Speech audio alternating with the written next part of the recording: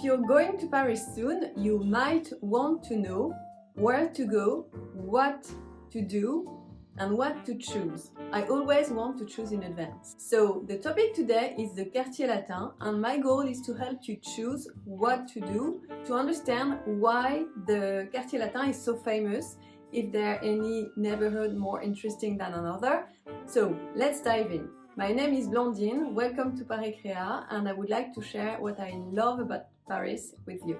First of all, it's called Le Quartier Latin because at one point the students were talking the Latin language. It was the area that gathered all students and student life. And to be more precise, the Rue Saint-Jacques is most probably the oldest street in Paris, dating back to the Gallo-Romance times. La Bibliothèque Sainte-Geneviève, the Sainte-Geneviève Library on Place du Panthéon, was the first public library, independent library, and it gathers around 2 million pieces, 2 million books. We shall see a little bit more of history later on.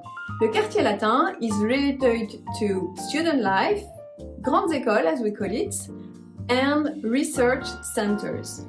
You will discover La Sorbonne, you will discover Le Panthéon, and you will walk in the footsteps of Pierre and Marie Curie. Le Quartier Latin is located in the 5th and 6th arrondissement of Paris.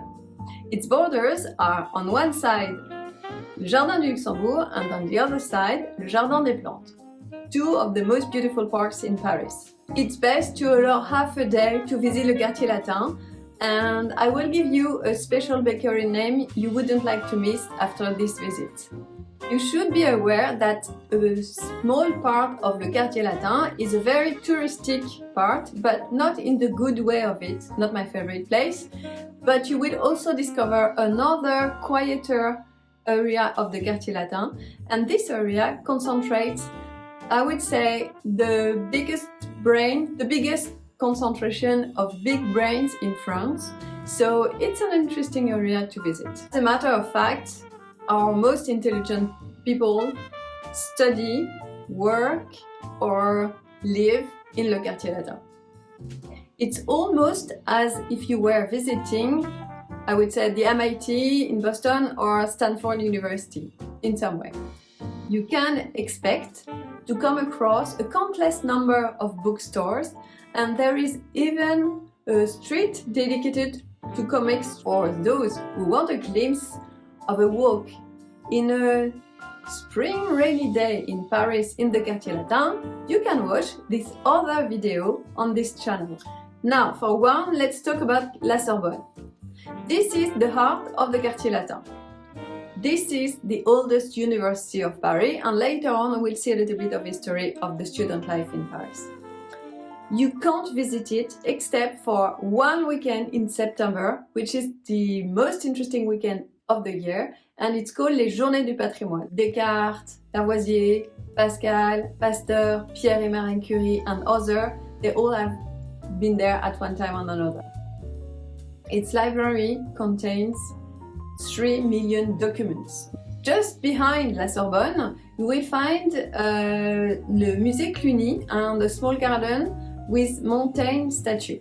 So Montaigne was a very well-known philosopher in France, very bright-eyed man. Musée Cluny is very famous for its Lady at the Unicorn tapestries.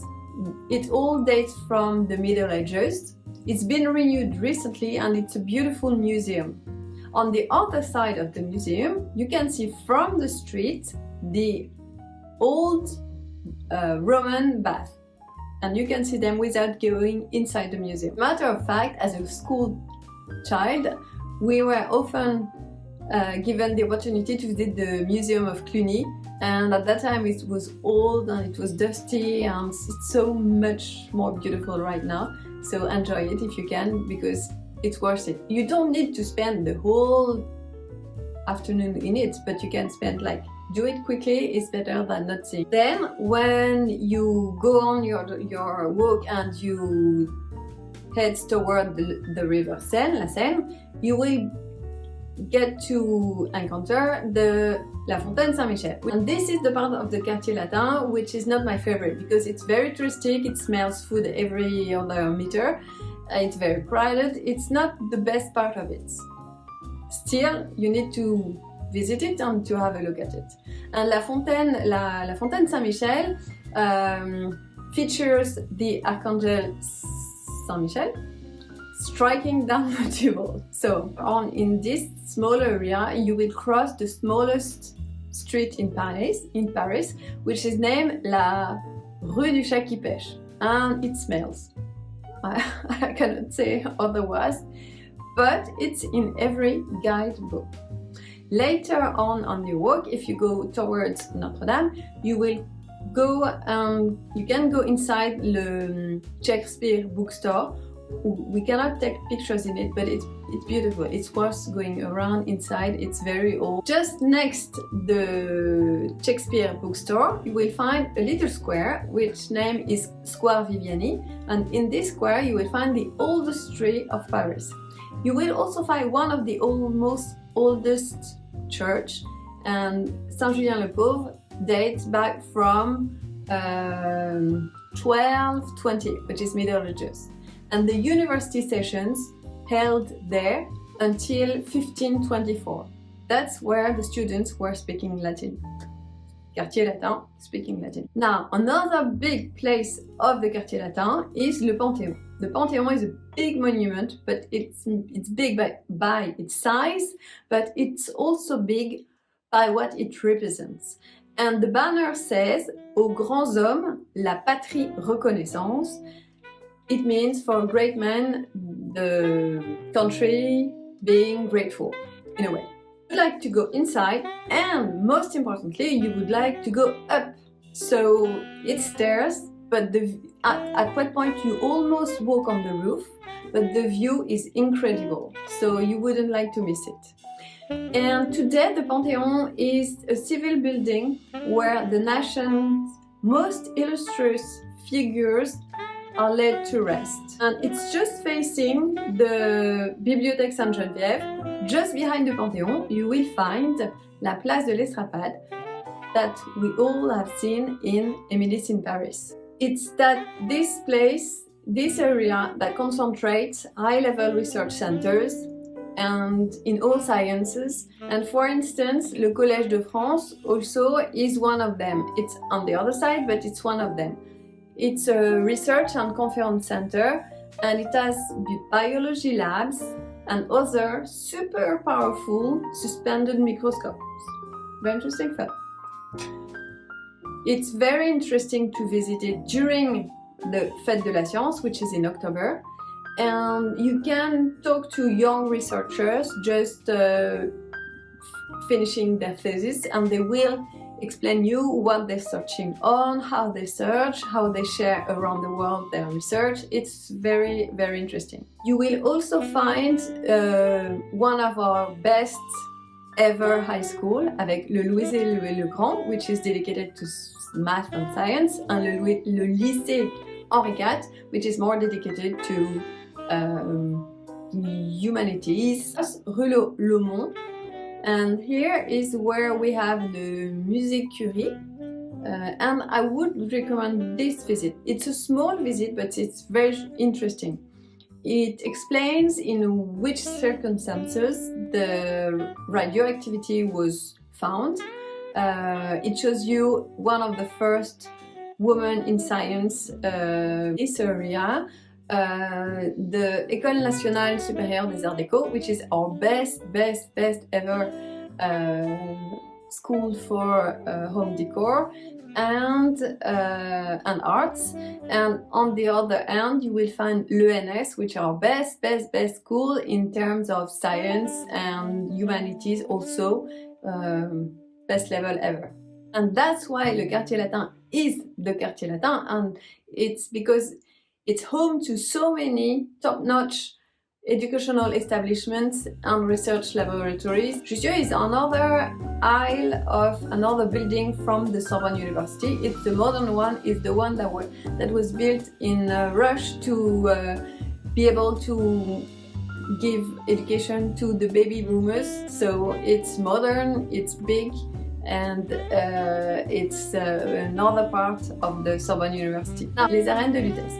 With les arènes de Lutèce, we're back in the Gallo-Roman area, and they were discovered by mistakes around 1870 when trying to create a new street in this area. They could sit around 15,000 people. If you cross the arène, you will find a small square which is very nice, very quiet. And then if you cross again, you can go down and you will arrive almost very quickly to Le Jardin des Plantes. And the Jardin des Plantes is also a very interesting place because back then it was created to be the medicinal king garden. And Becquerel is the one who, with Pierre and Marie Curie, discovered the radioactivity, and they won the Nobel Prize, all them together. Le Jardin du Luxembourg, which is, I would say, the students' parks and family alike would gather here. So you would find a mixed match. It's in 1118 that the philosopher Abélard, expelled from the cloister Notre Dame, led 3,000 of his pupils on the Montagne Sainte-Geneviève. In 1253, Robert de Sorbonne founded a college. In 1459, the university became the first printing house in France. The rector had 2 printing presses brought from Mainz in Germany, where printing had been invented by Gutenberg in around 1453.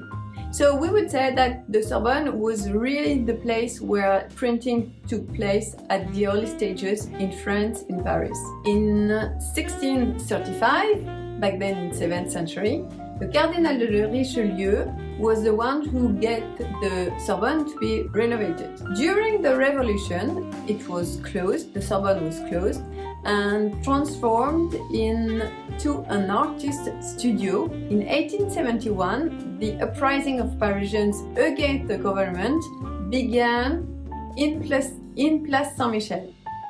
And this event, known as the Commune, lasted 72 days and was extremely violent.